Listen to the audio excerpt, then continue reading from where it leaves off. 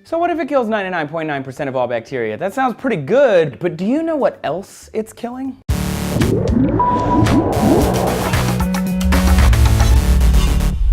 What's up, people? Thanks for tuning into D News today. I'm Trace. The Food and Drug Administration here in the US is deciding if a drug called triclosan is dangerous. The substance is used in everything from clothing to kitchen utensils, cosmetics, body washes, even toothpaste and toys. You might not think of it as such, but antibacterial soap is considered an over-the-counter drug, mainly because of the active ingredient, triclosan. Triclosan has been around since the 1960s and was originally used in hospitals to stem bacterial growth before surgery.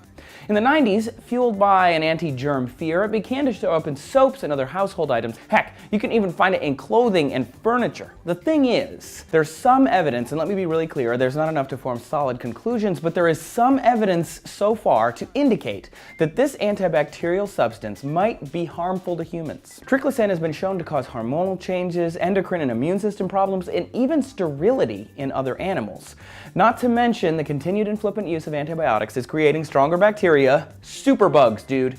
Scary. So how, if it has the potential to be bad for us, did this drug get into everything? Congress only passed laws requiring the inspection of ingredients in the early 70s, and this drug was already in broad use. So they're just getting around to it now based on pressure from consumer groups and a few studies that were released exploring the drug's impact. It's taken decades for the FDA and the EPA to decide if this drug that we're using is even safe. When an animal comes in contact with triclosan, it is absorbed right through the skin. So if you use antibacterial soaps or instant sanitizers that aren't alcohol-based, you're exposing yourself to a dose of triclosan. Now, the FDA is thinking of banning the substance for human use entirely, and the implications of that are crazy. Triclosan is part of a $1 billion a year cleaning and manufacturing industry. It's not just side effects from exposure we should be worried about, but the creation of superbacteria. If you kill 99.9% of all bacteria, the 1% that survives is super strong, and it replicates, and then the weaker generation of that second one are killed off by more antibacterials, and then that 0.1% lives, and that generation is even stronger than the last one, and you do that again and again and again.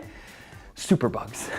And that doesn't sound like a good thing, does it? In response to all the hubbub, a number of hospitals and cleaning companies have already removed triclosan in advance of a possible consumer backlash. What other crazy things are we exposed to every day that aren't tested and proven safe? We are not exactly sure. The FDA was created to regulate food and drugs. So even though things like cosmetics and clothing contain parabens and other untested and undisclosed chemicals, the FDA has no authority to regulate those ingredients. People get all excited about antibacterial ingredients for a very simple reason: fear of germs.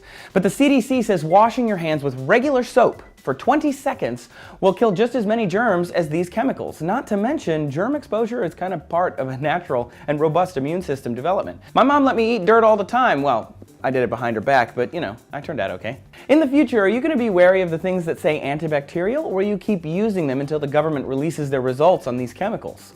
Tell us all about it. Thanks a lot for watching, and check us out on Twitter and Facebook as well. Make sure you subscribe for 2 episodes of D News a day every single day of the week. I'm Trace. Thanks a lot. See you later.